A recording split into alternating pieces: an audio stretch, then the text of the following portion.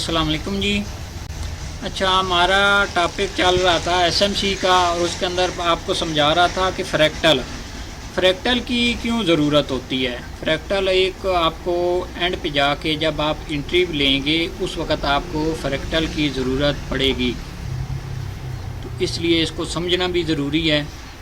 तो इसको थोड़ा डीपली समझ लें कि ये किस तरीके से वर्क करता है। देखें, फ्रैक्टल में ये एक टाइम फ्रेम है। ये इतने सारे अगर टाइम फ्रेम एक चार्ट के अंदर इन्होंने दिए हुए हैं तो इनकी कोई ना कोई वजह तो है जिस वजह से ये दिए हुए हैं। एक्चुअल ये फ्रैक्टल की वजह से ही दिए हुए हैं। अगर इनकी ज़रूरत ना होती, एक ही टाइम फ्रेम होता, फ़र्ज़ करें H1 है, H1 की कैंडल बन रही होती तो कितना ईजी हो जाता मार्केट के एनालिसिस करना और मार्केट को समझना। लेकिन मार्केट में आप देखें, अगर H1 पे देख बैठे हैं, ये फ़र्ज़ करें ये एक पुल बैक है। अच्छा, मार्केट ने ये जब पुल बैक यहाँ से लिया है तो 1 2 3 कैंडल बना दी। ये H1 की कैंडल है। H1 की कैंडल में आप देख रहे हैं 3 कैंडल H1 की बनी है तो डाउन ट्रेंड जा रहा है, डाउन ट्रेंड जारी है। अच्छा, अब इन तीनों कैंडल के अंदर कोई भी एक कैंडल एकदम से, मतलब सीधी यहाँ से स्टार्ट होने के बाद डाउन, इस तरह मोमेंटम तो नहीं होता कि फुल डाउन चली जाए। जब भी कोई कैंडल बनती है तो वो कैंडल यहाँ पे इस तरह से up down up down up down up down इस तरह करने के बाद फिर जाके क्लोजिंग देती है, ठीक है। और उसकी जो विक होती है वो wick mostly up side down side दोनों साइडों पे बनी हुई होती है।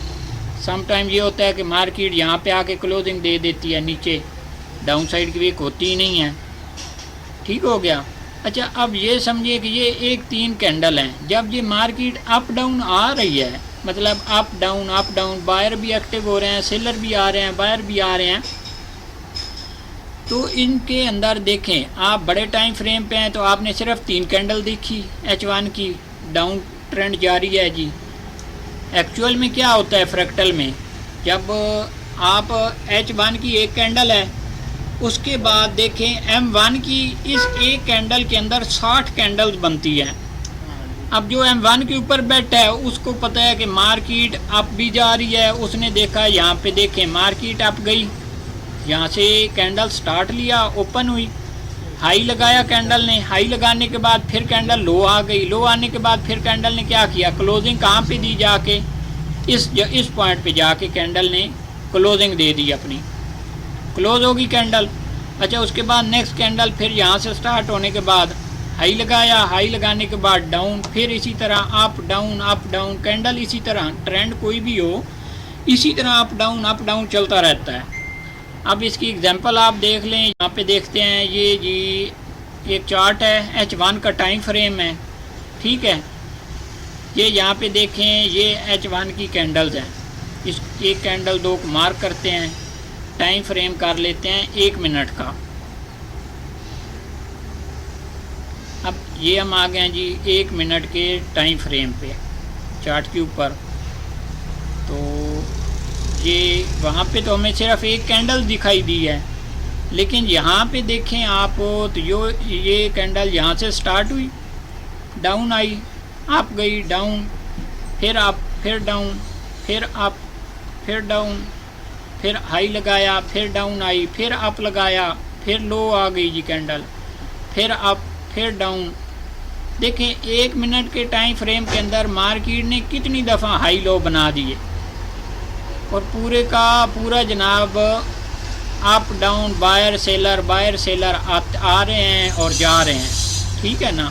ये देखें, ये 1 मिनट का टाइम फ्रेम है, इसके अंदर बायर भी एक्टिव हो रहे हैं, सेलर भी आ रहे हैं। अब ये कैंडल चल रही है यहाँ पे, ठीक है।